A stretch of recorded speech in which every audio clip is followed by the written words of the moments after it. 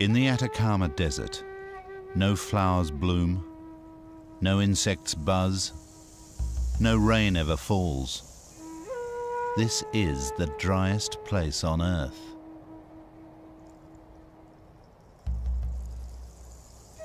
Yet there was once water here. The fretted hills speak of downpour and of deluge.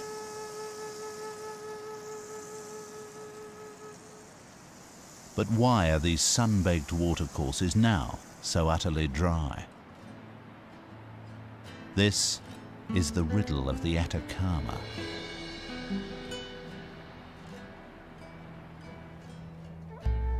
Stretching down the western side of South America, Chile is an extremely long, narrow country. In the north is the Atacama Desert. It's confined by the Pacific Ocean on one side, and on the other, the mighty Andes Mountains. Here, beside the Atacama, nestled on the roof of the Andes on a great high plain called the Altiplano, there is water, and there is life.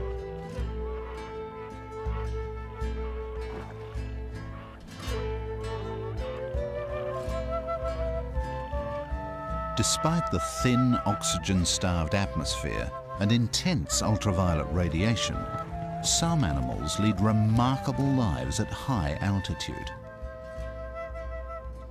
In stark contrast, less than 120 miles from the mountains is the desert's western border, the Pacific Ocean.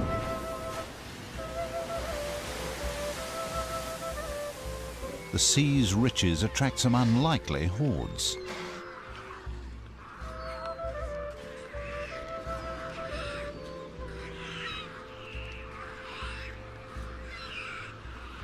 Yet even within sight of this zone of plenty, there exists a completely different world.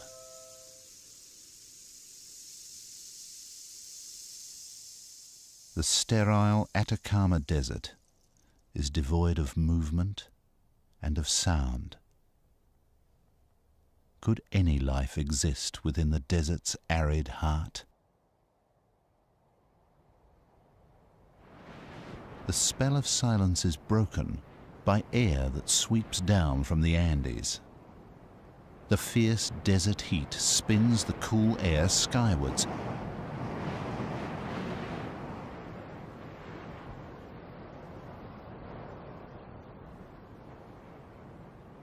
At day's end, when desert colors glow, then dim, the wind finally loses its voice, and there is again utter silence in the Atacama.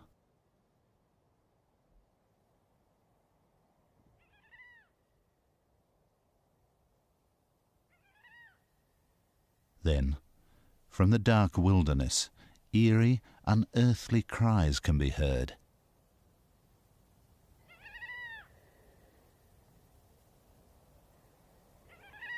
Nothing was reckoned to live out in the desert. Nothing, except the gulls that were recently discovered here. Each night, some fly more than 60 miles from the sea. Navigating with great precision, they find their partner and chicks. The pair change over quickly. The nesting gull takes off to the ocean, while the homecomer serves supper.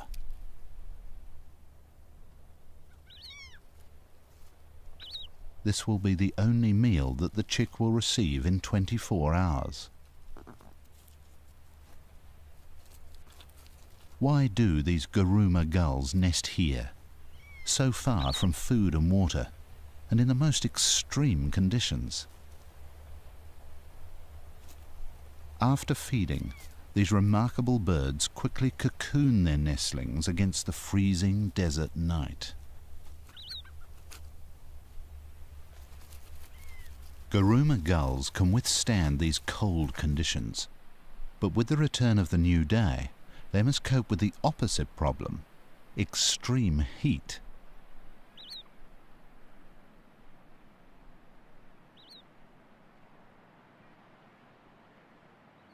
As the morning temperature soars, they pant like dogs and fluff their feathers to circulate air close to the skin. Nesting birds stand umbrella-like over their eggs. They may withstand the heat, but their unhatched chicks are fragile and vulnerable. A parent will constantly regulate its brooding routine throughout the long day.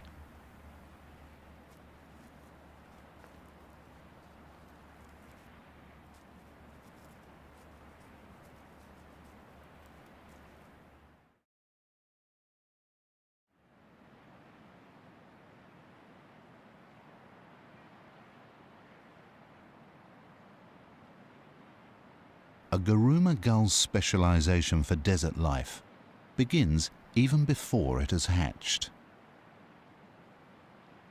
Every chick must struggle to escape from an uncommonly thick eggshell.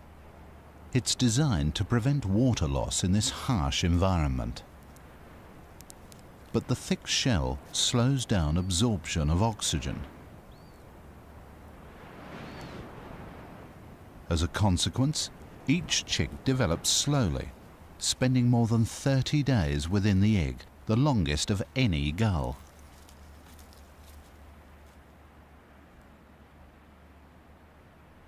"7 days after hatching, both parents begin feeding at sea by day, leaving their chick home alone. This is the most perilous time of their lives. Every day for 2 long months, their fragile bodies will be exposed to ground temperatures of more than 60 degrees Celsius.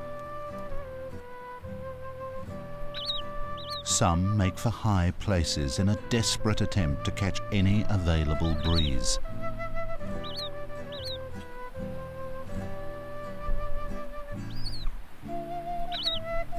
Others use whoever or whatever they can as sunshades.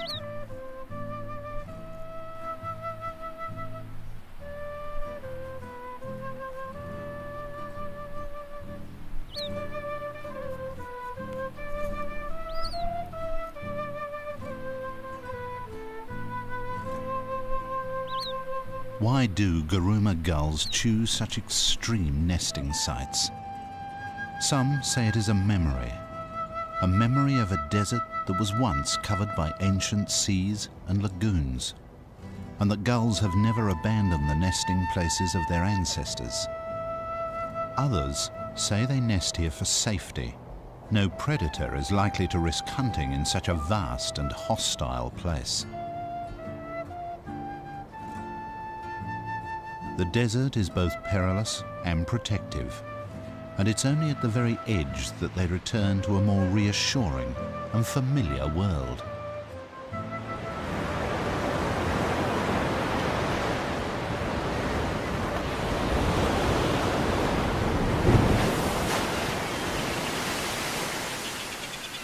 The contrast between desert and ocean could not be greater.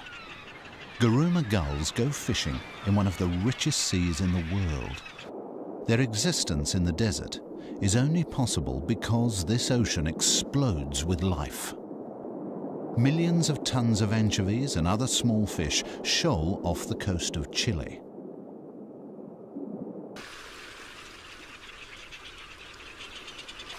Inca terns dive vigorously on a shoal of anchovies. They take only 1 or 2 fish and run a rapid shuttle service to waiting youngsters. Unlike the desert dwellers, these chicks receive food on demand from the ocean on their doorstep. These most unusual and resplendent terns perform strict courtship rituals. A male offers an anchovy to a female, both to assure her that he is a good provider and to condition her for breeding.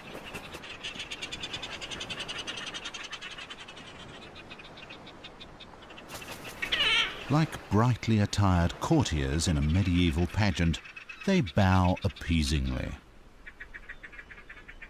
And only when due ceremony has been observed is the mating ritual completed.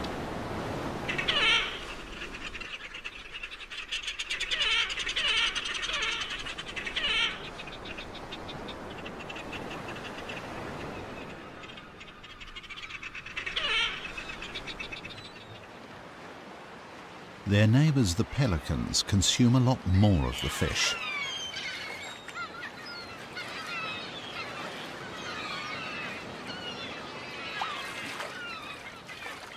Pelicans can scoop up to 7 pounds of anchovies in their throat pouches.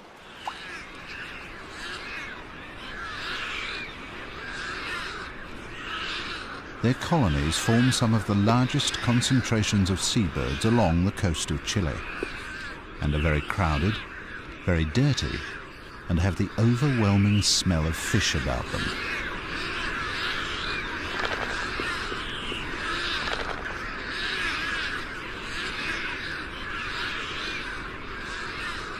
To prevent soiling and infection in a place of filth and parasites, even large chicks lack feathers, looking more like strange prehistoric reptiles. Lunch today and every day is part digested anchovy gruel.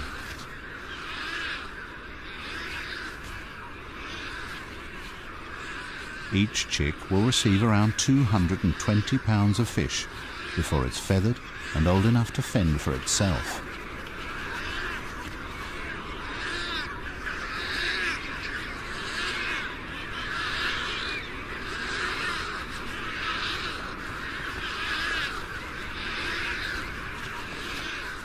The same feeding frenzy is taking place among 20,000 other pelicans, and of course among all the other seabirds along the coast.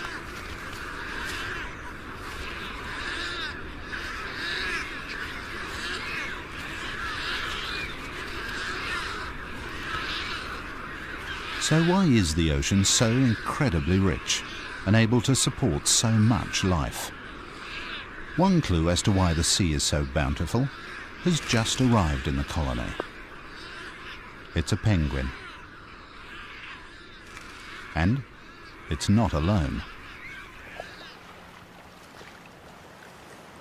What has brought creatures of snow and ice to the edge of the desert?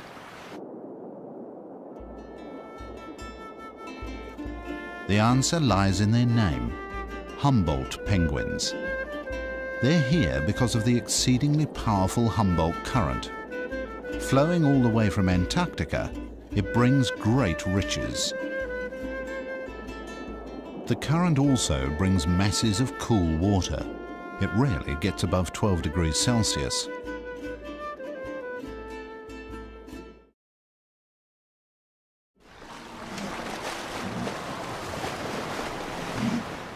Sea lions, like penguins, can swim in the cold water whenever they overheat.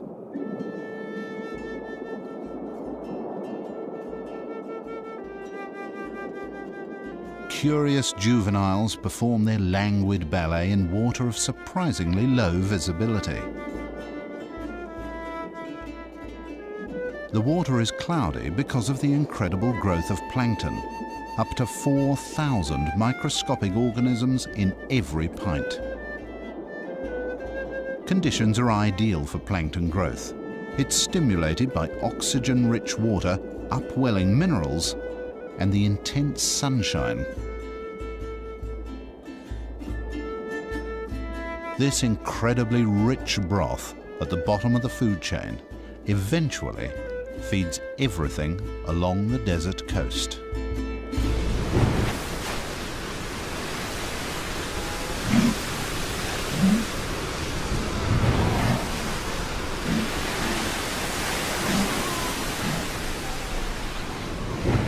But the cold Humboldt current alters conditions above the waves as well. The air above the colony is 10 to 15 degrees cooler than expected at this latitude.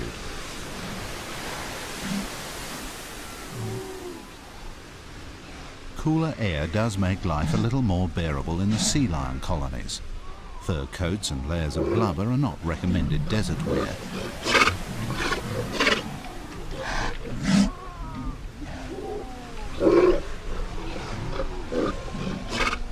But if the air is not cool enough, then there's always the luxury and relief of the Humboldt current. And it's out over the cool ocean that one part of the riddle of the Atacama can be solved. At these latitudes, there exist permanent high-pressure zones generated by dry tropical air. They prevent any clouds bearing rain from reaching the land. However, the air above the Humboldt Current offers some relief. Every day, as the land heats up, clouds are drawn tantalizingly in from the ocean, where fog forms. The fog billows and swells, obscuring the sun.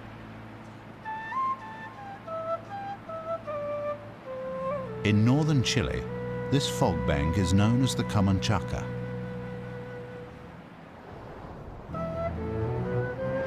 But the Camanchaca is not a totally empty gesture. Along the hilltop closest to the sea is a unique community of plants and animals.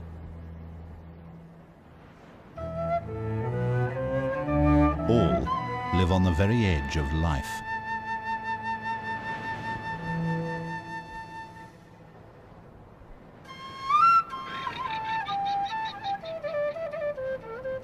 They can only exist here because of the water vapor provided by these daily fogs.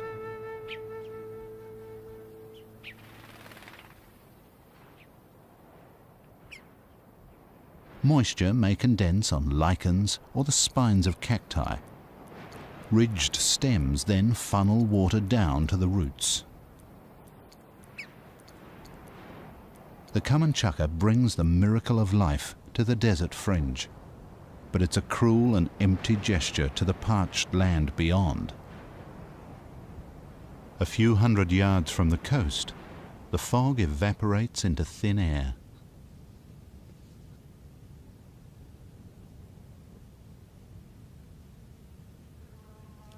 These large South American camels, guanacos, aren't confined to this coastal fringe of life, but some of the plants they feed on are.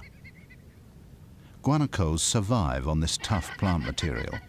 For water, they will suck lichens like a sponge. The cacti that survive with least water are barrel cacti.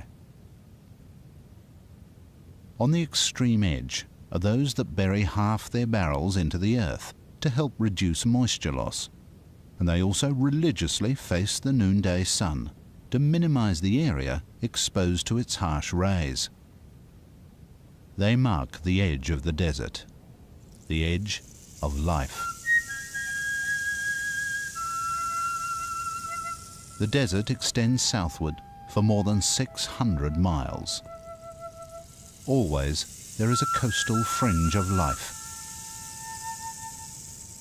Closer to its southern boundary, a little winter rain assists the fog in growing larger cacti and allows larger animals to gain a greater foothold.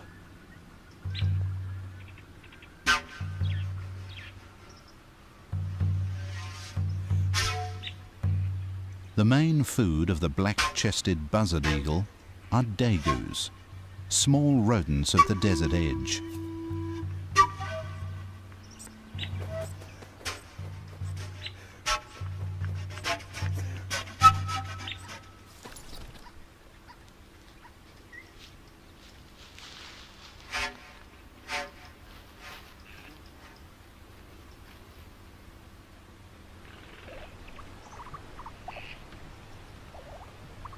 Dagus control buzzard eagles' survival through their breeding abilities.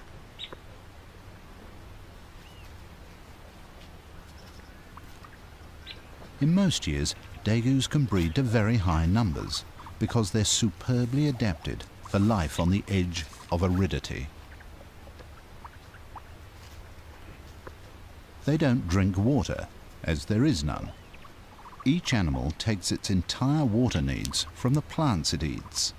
And as these plants are very tough and dry, so the dagus' needs are very small indeed. To prevent overheating and water loss, they emerge in the cool of the morning and again in the early evening to feed close to their burrows.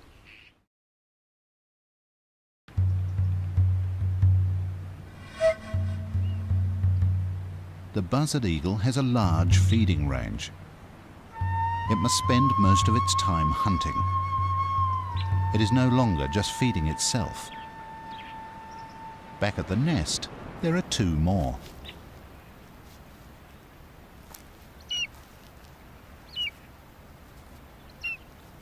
One chick is clearly stronger than the other, but there is a harsh survival logic in its aggression.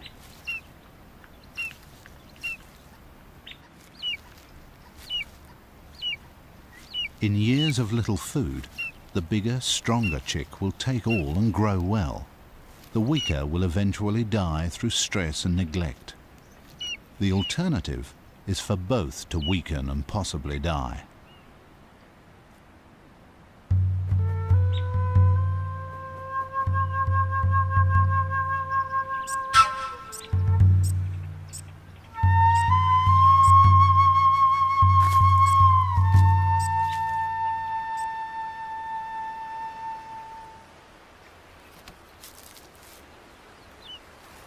The eagle parent returning with food does not play favorites. It dismembers another hapless daegu. It feeds the nearest begging mouth, which always belongs to the stronger chick.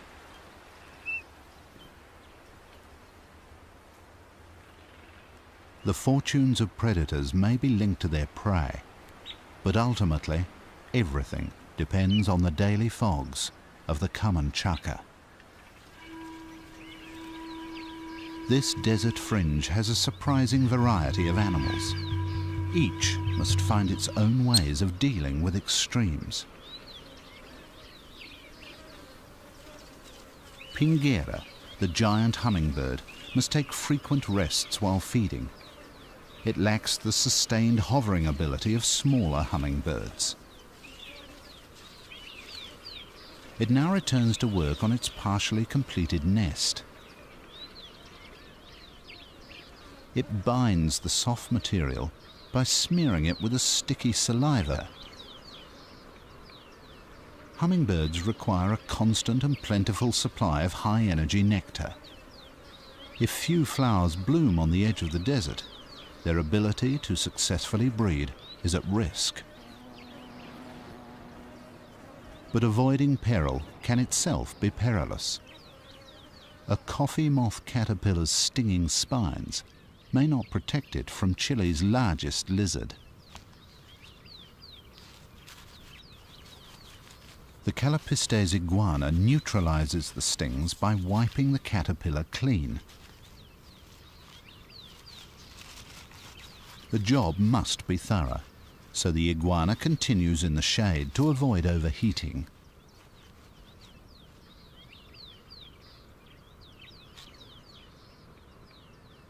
But in the constant balancing act of hunger versus risk, some food remains permanently off the menu.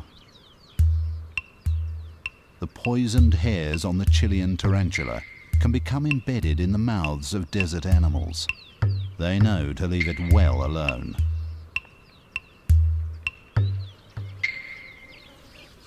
Pingera stays out in the midday sun. She's hunting insects on the wing.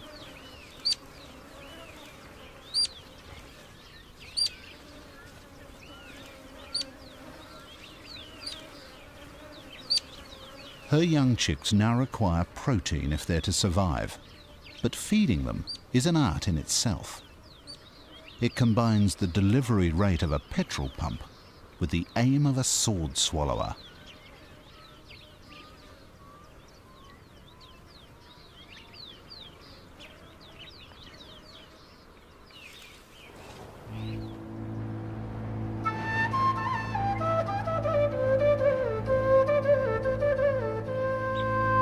Near the southern edge of the desert, where coastal hills are a little higher, the daily common chukar creates its ultimate gift, its greatest contrast to the desert.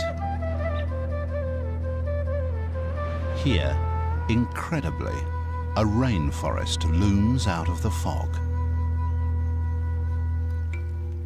The high hills catch just enough fog to grow a few tiny forests, which are known internationally as great wonders of the botanical world. Trees and shrubs capture 6 times more moisture than the lower slope nearby. Branches are draped with epiphytes and mosses, and the air is filled with the pungent aroma of humus.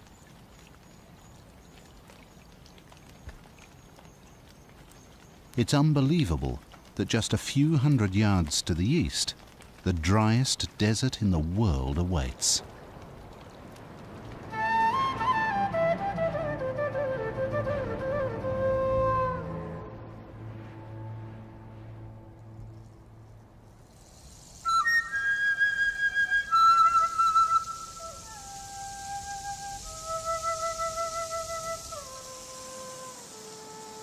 In the millions of years since rain filled the watercourses of the Atacama Desert, this wilderness has proved a highly effective barrier to the movement of wildlife.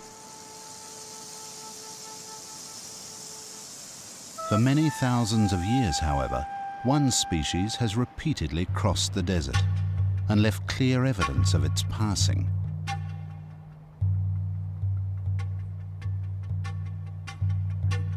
These huge geoglyphs were probably ancient signposts. But what else do these complex and mystifying patterns show? And who were the people who made them?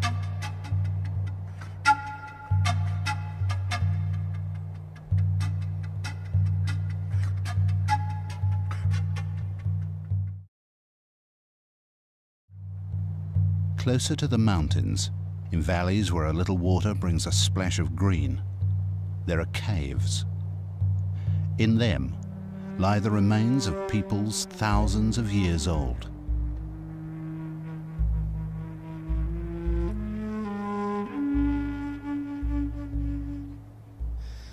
The dry desert air has also preserved their art which speaks of their enduring bonds with the desert and with the mountains to the east.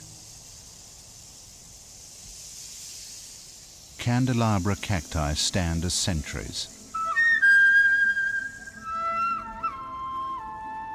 Beyond them, mountains rise to the Altiplano, the high plain.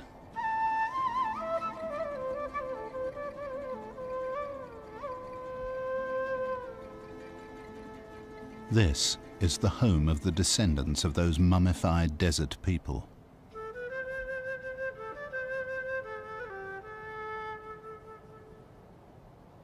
Every morning, an Aymara herdsman greets his gods. The objects of his worship are the 20,000-foot peaks of the Andes, the western edge of the Atacama Desert, and the mightiest mountain barrier in the world.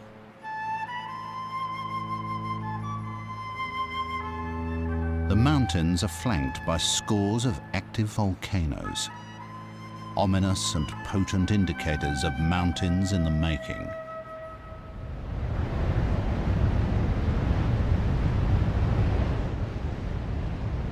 Geysers billow furiously in the coldness of early morning.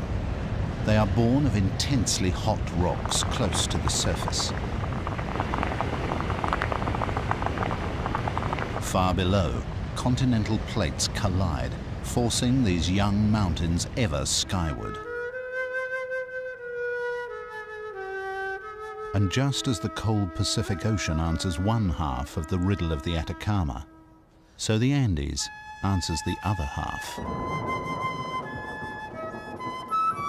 Rain-bearing clouds from the tropical northeast are prevented by these mountains from ever reaching the desert below, the high peaks forcing the clouds to release all their precious moisture.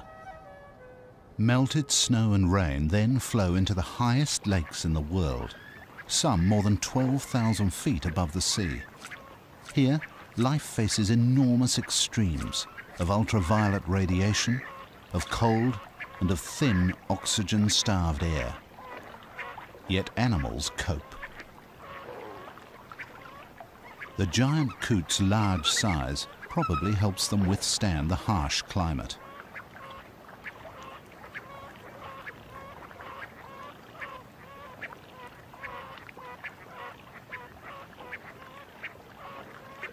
Whenever lakes are ice-free, the birds will gather large quantities of weed to construct huge volcano-shaped nests. But giant coots have yet another all-consuming passion.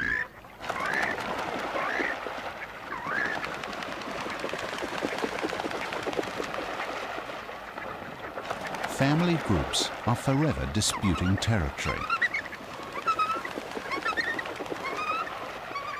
If one group crosses some invisible line in the lake, their neighbors will rush out and beat them up.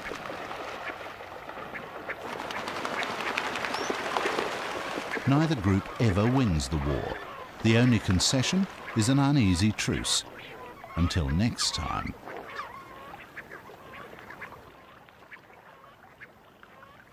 From the high lakes flow rivers and streams which create precious ribbons of green, known as bofedals. For centuries, they've been lifelines for the Aymara and their flocks of llamas and alpacas.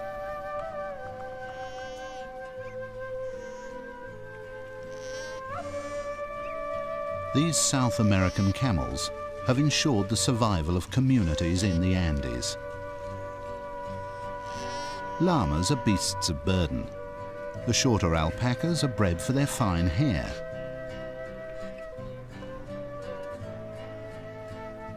Life above 12,000 feet has demanded adaptations of both the animals and the people who tend them. The blood of both contains high numbers of red cells to extract maximum life-giving oxygen from very thin air.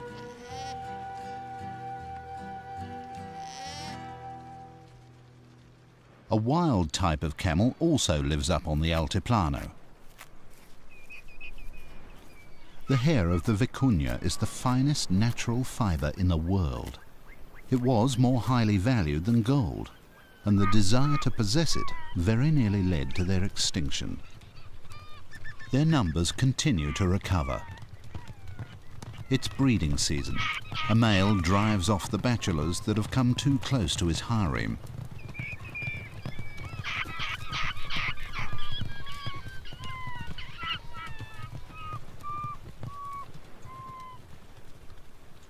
Vicuña rarely pause during these high-speed chases, which may go on for hours. With little oxygen to sustain them, their stamina is extraordinary. The territory holder concentrates his attacks on the leader of the group. The tactic works. The bachelors lose their resolve and drift down the valley, away from his territory.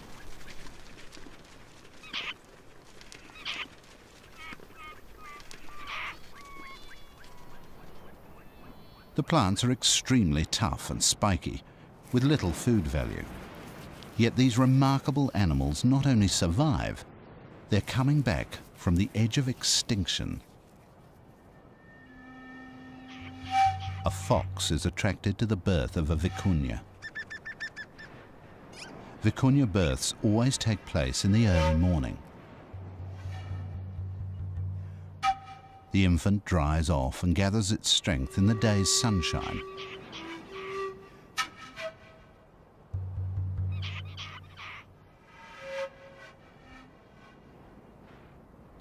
However, with the mother in attendance, there is no chance here of a meal for a hungry fox.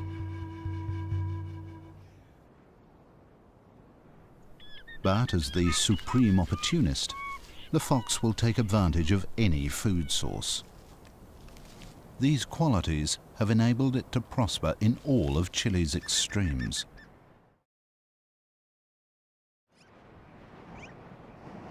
The bofedal is strewn with piles of rock, the remains of old volcanic eruptions.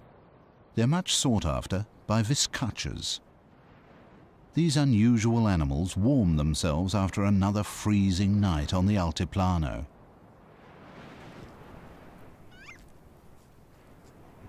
Though vizcachas look and behave like rabbits, they're only distant relatives. They're far more closely related to the Andean big-eared mice, with whom they share the rough grass and the dangers of the bofedal. Viscachas and mice, by feeding side by side, provide each other with a survival strategy, an early warning system.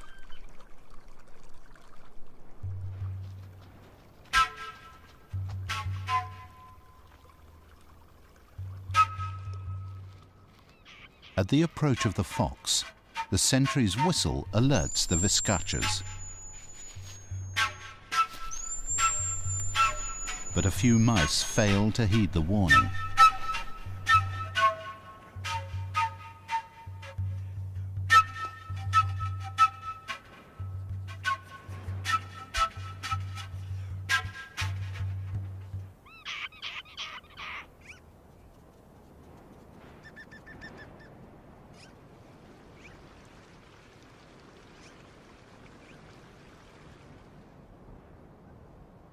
Rivers and streams continue their winding journeys through a maze of hills towards the desert. Most will never make it. They end in large basins. Here, water evaporates rapidly, leaving vast salt pans, stretching as far as the eye can see. There are signs of life in this desert of salt. A pink stain from a washed-up tide of algae and bacteria feeds tiny brine animals. They, in turn, feed some highly specialized birds. Flamingos gave rise to the legend of the phoenix, a bird said to live for 500 years, then built its own funeral pyre from which it rose reborn and unscathed by flames. Though their feathers are still tinged with those legendary fires, the red colour comes from a carotene pigment in the brine creatures on which they dine. 3 species inhabit the salt lakes. Both the James and Andean flamingos strain the water for the tiniest microorganisms, whereas the Chilean flamingo feeds according to its Spanish name, flamenco chileno.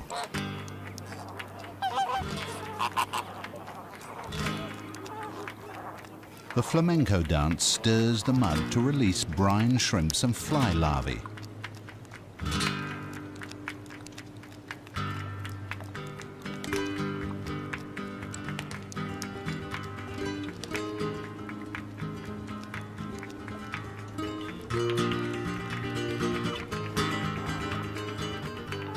Other birds perform ballets of the brine lake.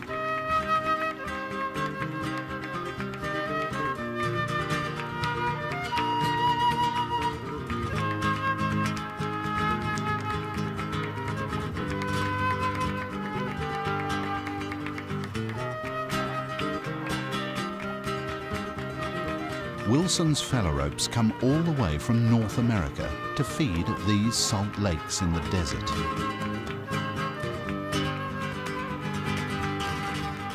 Others live nearby all year round, like Andean geese. But whatever the bird, and by whatever means, scythe, sieve or spear, they all reap the harvest of the salt lake.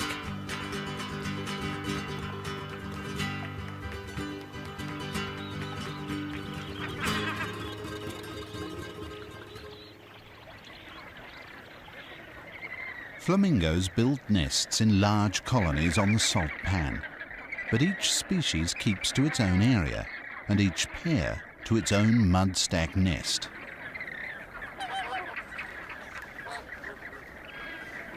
Young chicks are unable to feed themselves.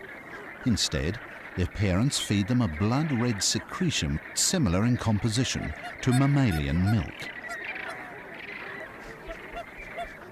Flamingos are highly adapted for life on the salt pan. Not only must they cope with extreme heat, but also with the highly caustic salt.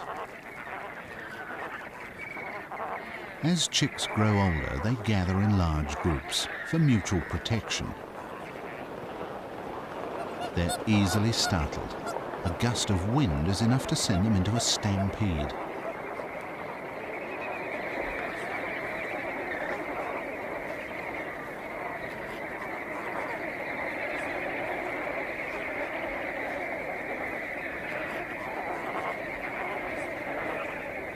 These flamingos are true survival specialists. They overcome the heat of the driest desert in the world, where the rules of life are brutally simple: adapt or die.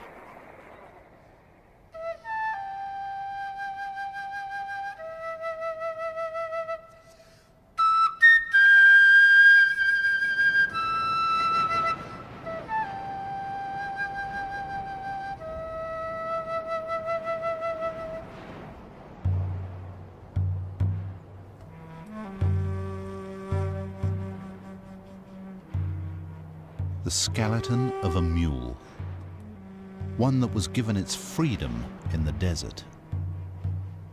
Without food or water, it perished, its flesh baked to powder by sun and wind. The mule was one of many working animals released when the nitrate industry here collapsed earlier this century. At its peak, 45,000 workers at 170 sites mined huge deposits of nitrate salts, laid down millions of years ago when the desert lay beneath the sea.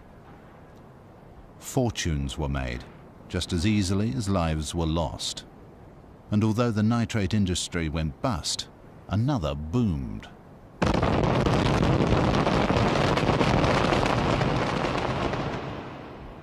The largest man-made hole in the world at Chuquicamata has been created in the search for copper. Up to 2% of the rock is pure copper. This is the desert's buried treasure. Copper remains the biggest contributor to the Chilean economy. Ore is taken out of the ground at the rate of 500,000 tons a day. And pure copper rolls out of the desert on huge, never-ending wagon trains. Technology and profit keep people in the Atacama. Should either fail, then they will leave.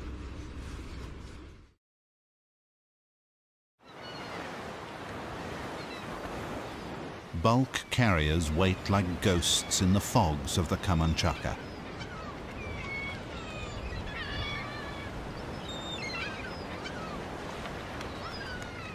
Of all of northern Chile, it is the sea that is the least extreme place to live. The cool and powerful Humboldt current brings riches beyond belief from distant Antarctic oceans. These riches attract a great variety of predatory fish and marine mammals to the edge of the desert. But they're not the only hunters of the deep.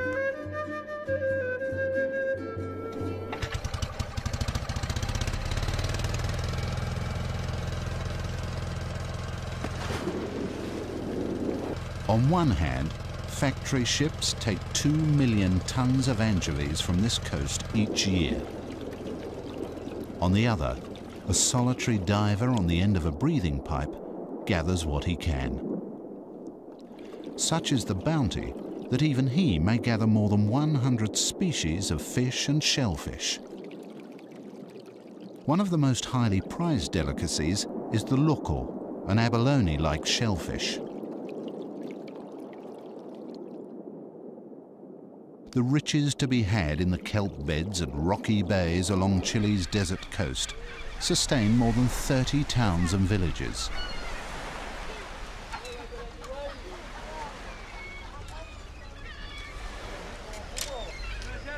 This is not commercial harvesting of the sea by factory ships, but small-scale fishing to feed local families. In this way, the needs of the people are no different to that of pelicans or sea lions or penguins. All rely on the bounty of the sea, but that great bounty is balanced on a knife edge. The riddle of the Atacama is explained by a weather machine out beyond the coast. But the weather can sometimes give a twist to that riddle. All creatures that make a home along the coast of Chile live on a border of extreme contrasts. On one side of the shore, there is immense richness. On the other, there is only poverty and sterility. But in some years, the parched desert has its revenge, and the sea becomes as barren as the desert. In the years of El Niño, a reversal of weather patterns and ocean currents transforms the sea. It is warm, clear, and there is little plankton. Without plankton, there are no anchovies, and without anchovies, the birds disperse or die.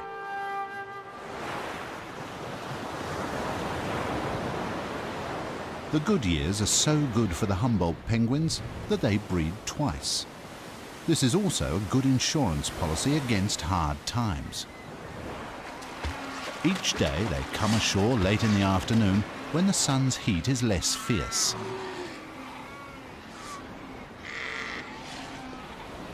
But once ashore, they face the problem of life on a bountiful and popular beach.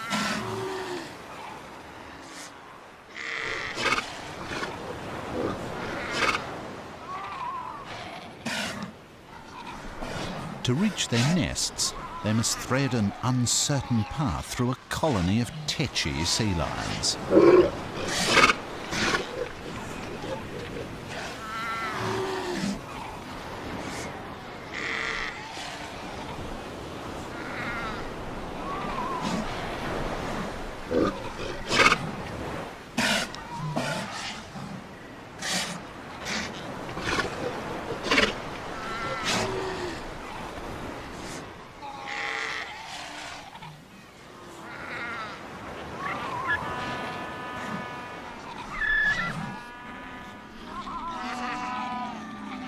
Mission accomplished.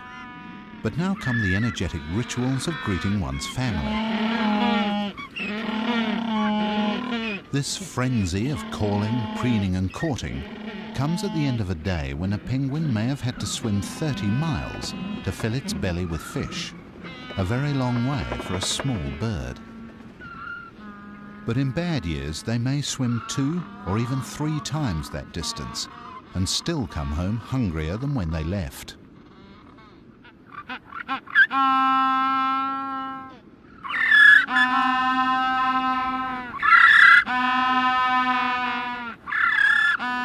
But on the whole, Humboldt penguins have made successful, if rather hectic, lives for themselves, next to the ocean current of the same name.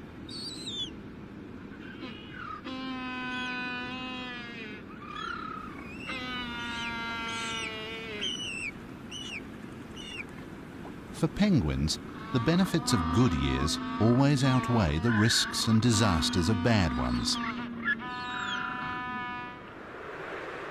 But further along the shore, there are birds for whom every year involves huge risk. Guruma gulls live constantly balanced on the edge of survival.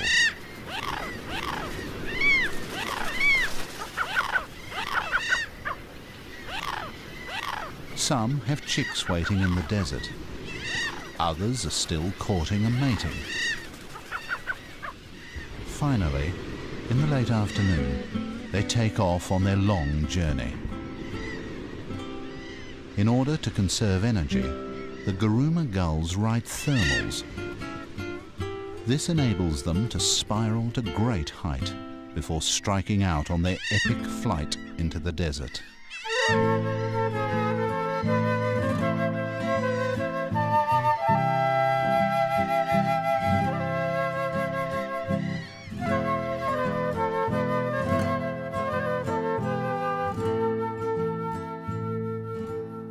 They alone choose to raise their young in the middle of the driest place on Earth.